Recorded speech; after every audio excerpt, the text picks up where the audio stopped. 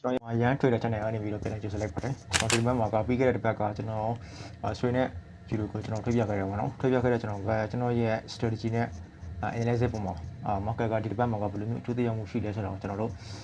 ပြန်ပြီးတော့ဒီတစ်ပတ်ရဲ့ update market နဲ့ပြန်ပြီးတော့ analysis လုပ်ကြည့်မှာဖြစ်ပါတယ်ကျွန်တော်တို့ဒီ all လက်ကြည့်ပြီးတော့ဟုတ်ရဆိုတော့ခုဆိုရင်ကျွန်တော်ကကိုချက်တဲ့ရောက်နေတာပေါ့နော်ကိုချက်တဲ့မှာကျွန်တော်15 minute time frame တွေကိုရောက်နေတယ်15 minute time frame မှာဆိုရင်ပြီးခဲ့တဲ့တစ်ပတ်ကကျွန်တော်ဝင်ထားတဲ့ entry ကဒီမှာကျွန်တော်သတ်မှတ်ရတဲ့စုပ်ကိုရောက်သွားတယ်အနှိမ့်ဆုံးထိဒီအောက်ထိကိုကျွန်တော်ရှင်းသွားတာပေါ့နော် price က4349ဝန်းကျင်ထိကို level ကိုရှင်းသွားတယ်အဲ့တော့ရှင်းသွားပြီးတော့မှဒီနေ့မှာကအခုဒီနေ့ကအင်္ဂါနေ့မနက်31ရက်နေ့ဆိုတော့ဒီတစ်ပတ်မှာက market ကဟို up trend ကိုပြန်သွားချင်တဲ့အနေအထားမှာရှိတယ်ဆိုတော့15 minute special ကကျွန်တော်က down trend ကျွန်တော်ပြီးခဲ့တဲ့တစ်ပတ်ကရှင်းမယ်ဆိုတော့ကျွန်တော်သတ်မှတ်ခဲ့တယ်မှန်ခဲ့တယ်ပေါ့နော်ကျွန်တော်ရဲ့ strategy နဲ့analysis မှာ market ကလည်းရှင်းသွားတယ်ဒါပေမဲ့ကျွန်တော်သတ်မှတ်ထားတယ်ဆိုတော့မရပါဘူးအပေါ်ပြန်ပြီးတော့တက်သွားတယ်ဆိုတော့ဒီနေ့မှာတစ်ခုကြည့်မယ်ဆိုလို့ရှိရင် market က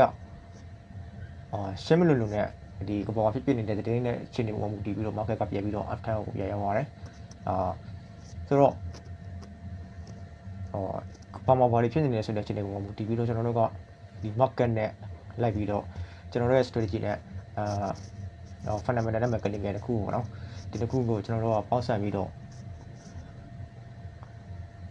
ကြည့်ရတဲ့အနေထားမှာဒီဘက်မှာဆိုရင်တော့ market ကပေါ်ပတ်သွားတယ်အခုဆိုရင်ကျွန်တော်ရဲ့သတ်မှတ်ထားတဲ့ analysis ထဲကိုတော့ဝင်သွားတယ်ဆိုတော့ဒီချင်းဒီမှာဆိုရင် stop loss ထိအောင်လုပ်လို့ရတဲ့နည်းတွေအများကြီးရှိတာပေါ့နော်ဒီကျွန်တော်တို့က day trader ဖြစ်တဲ့အတွက်ကြောင့်မို့လို့ကျွန်တော်တို့သတ်မှတ်ထားတဲ့ plan ထဲကိုဝင်ပြီးဆိုလို့ရှိရင်ကျွန်တော်တို့က scaling နဲ့လိုက်လို့ရှိတယ်အဲ့တော့အခုလိုချင်းဒီမှာကျွန်တော်ကဘာလုပ်မလဲဆိုလို့ရှိရင်အခု market ကဆင်းသွားတဲ့အနေထားမှာဆိုလို့ရှိရင်အခုက 6R ရှိတယ် 6R ရှိရဆိုရင်ကျွန်တော်တို့ကဒီအနည်းဆုံးပေါ့နော်3 hour ရောက်လို့ရှိရင်ကျွန်တော်တို့ break even ဆွေးထားလို့ရတယ်ဒါကိုယ့်ရဲ့ strategy နဲ့ကိုယ့်ရဲ့ risk ပေါ်မှာမူတည်ပြီးတော့ကျွန်တော်တို့လုပ်လို့ရတယ်ကျွန်တော်အဲ့မှာကြည့်ရတယ်ဟုတ်တယ်ကြည့်ရတယ်ဆိုတော့အဲ့ဒီမှာ GT ဆိုရင်ခဏ 3R ရှိတယ်နော်ဒီမှာဒီဆို 3R တော့ ACC အဲ့တော့ 3R ရောက်လို့ရှိရင်ကျွန်တော်တို့က break even ထားရမယ်ဆိုလို့ရှိရင်ဒီတစ်ပတ်ထိကျွန်တော်တို့စောင့်မယ်ဆိုလို့ရှိရင်တော့ break even ပေါ့ဗျာဒီဘက်မှာကျွန်တော်တို့ကတစ်ပတ်လုံးမစောင့်ချင်ဘူးကျွန်တော်တို့က strategy ကဒါဆောက်ဆင်သွားတယ်market ကဆင်သွားတဲ့အနေထားမှာကျွန်တော်တို့ scale လိုက်မယ်ဆိုလို့ရှိရင်အနည်းဆုံးကျွန်တော်တို့က 1R တော့ယူပြီးတော့ break even ထားလို့ရတယ်ဒါဆိုရင်ကျွန်တော်တို့က market ထဲမှာ profit နေတာကြာခန့်မှာပေါ့နော်ဆိုတော့ကျွန်တော်တို့က day trader ဖြစ်တဲ့အတွက်ကြောင့်မို့လို့ဒီ market တစ်ခုကကိုယ့်ရဲ့ plan ထဲကိုဝင်လာပြီဆိုတော့ ਨੇ ဘယ်တော့မှကျွန်တော်တို့ TP ထိတဲ့အထိကိုmarket အရန်ဝင်းနေဆိုလို့ရှိရင်တော့ဒီတရေနဲ့ရေပေါ့နော်အကောင်းဆုံးကတော့တရေတာထဲမှာ market ပဲထိသွားတယ်သွားတဲ့အချိန်တွေမှာမူတည်ပြီးကျွန်တော်တို့ဘယ်လို even နဲ့ scale နဲ့လိုက်လို့ရတယ်ခုချိန်တွေမှာဆိုလို့ကျွန်တော်တို့ကကျွန်တော်သတ်မှတ်ထားတဲ့စုံမရောက်ပြီးတက်သွားတယ်ဆိုလို့ရှိရင်ဘာလုပ်မလဲကျွန်တော်တို့က scale လိုက်တယ် scale လိုက်တယ်ဆိုတော့ market ကဆင်းသွားတယ်ခုချိန်မှာ market ကဆင်းသွားတဲ့အနေထားမျိုးမှာဆိုလို့ရှိရင်ဒီ black even ထားရမှာနော် 3R ရဲ့ black even ဆွဲတယ်အဲ့မှာဒီ higher time frame တွေပဲကျွန်တော်တို့က market ကဒီမှာဆင်းတယ်ဒီမှာဆင်းတယ်ဒီဘက်တက်တယ်ပြီးတော့ market ကဒီအောက်ကိုရောက်သွားတယ်ဆင်းပြီးတော့ဒီကို liquidity white ပြီးတော့ပြန်ဆင်းသွားတဲ့အနေထားမျိုးမှာရှိတယ်ဘာလုပ်လို့ရလဲဆိုတော့ဒီ break even ကိုဒီ break even ကိုနော်ဒီ line လေးနဲ့ဆွဲလိုက်ဒီထိပ်ထိထားလို့ရတယ်ဒီထိပ်ထိကျွန်တော်တို့က break even ကိုဆွဲလိုက်လို့ရတယ်ဒါဆိုရင်ကျွန်တော်တို့ကဒီတစ်ပတ်နဲ့ average ကြည့်မယ်ဆိုလို့ရှိရင်တော့ market ထဲမှာ profit နေတာကြာကမ်းအနည်းဆုံး 1 hour တော့ရှိတယ်အဲ့တော့ 1 hour အနေနဲ့ရမှာပေါ့နော်အဲ့တော့ကျွန်တော်တို့ဒီ session ဖွင့်လိုက်မယ် session မှာဆိုရင်ဘယ်နည်းတော့ထပ်သွားလဲဆိုလို့ရှိရင်ပြီးခဲ့တဲ့တစ်ပတ်ကဒီမှာဂျာတာပဒေနေမှာကျွန်တော်တို့က market ကဆင်းသွားတယ်အဲ့တော့ဆင်းပြီးတော့တက်ပြီးတော့ဆင်းသွားတယ်အဲ့တော့တောက်ချော်နေမှာ market ကဖယ်ပြီးတော့ reverse ပြတက်လာတယ်ဒီတိုင်းမှာကျွန်တော်တို့ဒီနေရာမှာbreak even ထားမှဆိုလို့ရှိရင်တော့ profit 1R တော့ရနိုင်တယ်ပေါ့နော်ဒါကကျွန်တော်တို့က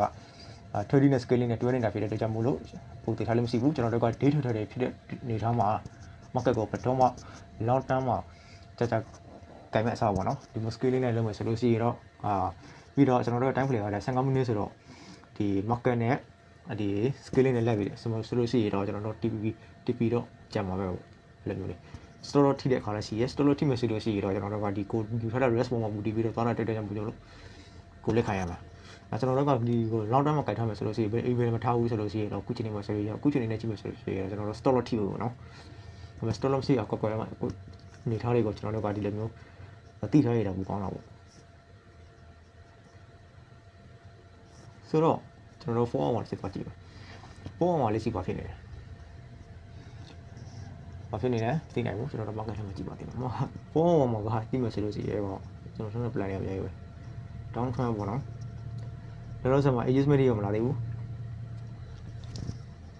ဒီဇုံတွေကမလို့တော့ဖြစ်နေတယ်ရှုပ်နေ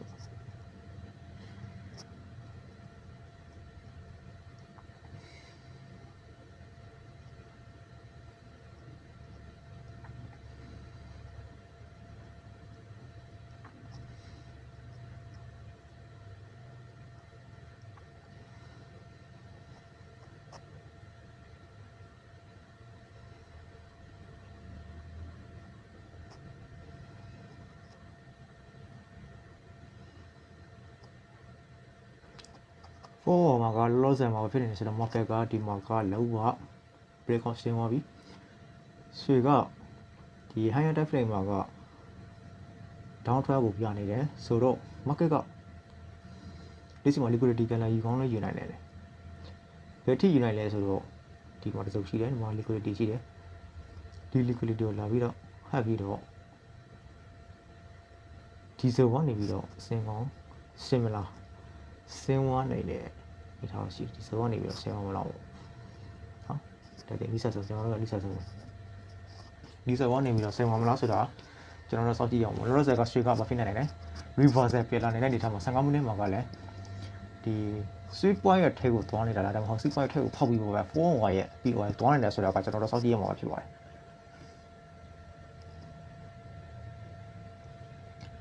4 hour ရဲ့ POI ဆိုတော့ဒါကသူရဲ့4 hour ရဲ့ adjustment ဆိုလို့ရှိရင်4 hour POI ဒီဆို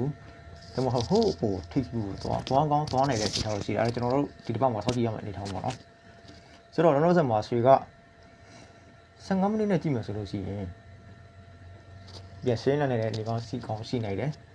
ဆိုတော့ကျွန်တော်တို့ကဒီမှာတတ်မှတ်ထားတဲ့စုံရှိတယ်ပထမစုံပဲလာပြီးတော့ USD ပြီးတော့ဒီပထမစုံမှာရှိတဲ့ liquidity ကိုပြန်ပြီးတော့ဝိုင်းနေတယ်ပြန်သွားပြီးတော့ဒီ H3 ဇန်ကိုလာနေတာလားဒါမှမဟုတ်ဒီ H3 ဇန်ကိုဖောက်ပြီးတော့ပဲ4 hour ရပြီးတော့ formula ဆိုတာကျွန်တော်တို့ဒီမှာတော့စောင့်ကြည့်ရမှာပေါ့နော်ဆိုတော့နောက်ထပ် market ကိုတော့ပြီးတော့ကြည့်လိုက်အောင်နောက်ထပ် market က euroဆိုတော့ကျွန်တော်အခု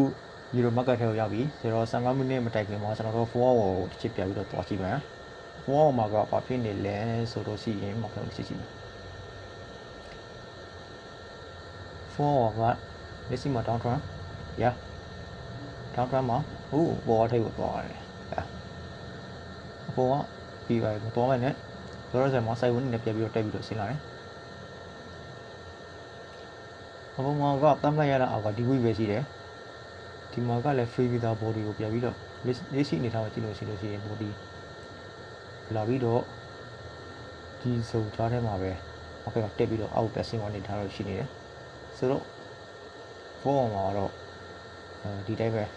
side win နေတဲ့အတမ်းပတ်လို့ရတယ်ဆိုတော့ကျွန်တော်တို့15မိနစ်တော့ကြည့်မယ်ကျွန်တော်တို့ analysis time frame ကိုကြည့်ရအောင် analysis time frame မှာဖြစ်နေလဲဆိုတော့ analysis time frame မှာက market ကအောက်လည်းမရောက်သေးဘူးအပေါ်လည်းမတက်ဘူးဒီကြားထဲမှာပဲ market က side win သွားနေတယ်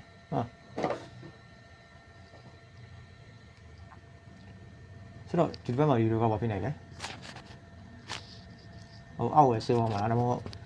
အောက်မှာ reversal အောက်မှာရှိတဲ့ liquidity ကိုဝိုက်ပြီးမှအပေါ်ပြန်သွားမှာလားဆိုတာကကျွန်တော်တို့ seek point ထက်တစ်ခုရှာမှာကျွန်တော်တို့စောင့်ကြည့်ဖို့လိုတော့ပေါ့နော်လက်ရှိနေထားမှာကကျွန်တော်တတ်မှတ်ရတဲ့ဆိုလို့မရောက်ပဲနဲ့ market ကဒီကြားထဲအစမှာပဲ USD ပြပြီးတော့အောက် market ကဆင်းပြီးတော့ဆင်းနေတယ်ကျွန်တော်ရဲ့ direction က short direction ဒီနေရာမှာဒီဆိုဖောက်ဝါရှိတယ်ဖောက်ဝါမယ်ဆိုလို့ရှိရင်တော့ကျွန်တော်ရှက်ပြီးတော့ short မှာပေါ့နော်အခုချိန်မှာကကျွန်တော်တို့ဘာလို့လုပ်ရတယ်ဘာလို့လုပ်နေရဒီတိုင်းပဲ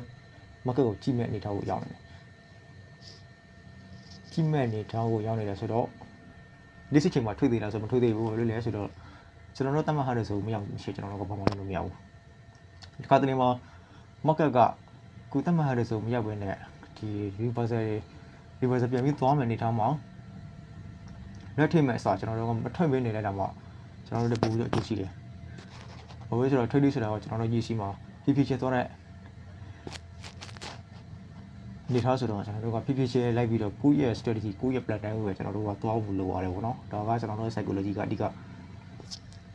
ထိတ်ချုပ်ရမယ့်အနေထားကိုရောက်နေပြီဆိုတော့ဒီချိန်မှာထိတ်ချိန်တော့လက်ကတော့တော်တော်လေးကိုထိတ်ချိန်နေတဲ့ထားမှာရှိတယ်ဒါပေမဲ့ကျွန်တော်ထိတ်လို့မရဘူးဒီချိန်တွေကိုကျွန်တော်တို့နားလိုက်ဖို့လိုတယ်ဆိုတော့ဒီဘက်မှာ euro နဲ့ဆွေကနှစ်ခုလုံးစောင့်ကြည့်ရမယ့်အနေထားကိုရောက်နေတယ်ဗျဆိုတော့နောက်တစ်ပတ်မှာကျွန်တော်သတ်မှတ်ရတဲ့ဆိုပြန်လာမလားတော့ဟုတ် market ကနောက်ထပ်ဒီ structure တစ်ခုပဲကျွန်တော်တို့ပြေအောင်မလို့ဆိုတော့ကိုတော့ကျွန်တော်တို့ဒီဘက်မှာစောင့်ကြည့်ပြီးတော့ထွက်ရမှာဖြစ်ပါတယ်ဆိုတော့နောက်တစ်ပတ်မှာပဲပြန်ပြီးတော့တွေ့ကြတာပေါ့ဗျာအားလုံးကျေးဇူးများတင်ပါတယ်拜拜了。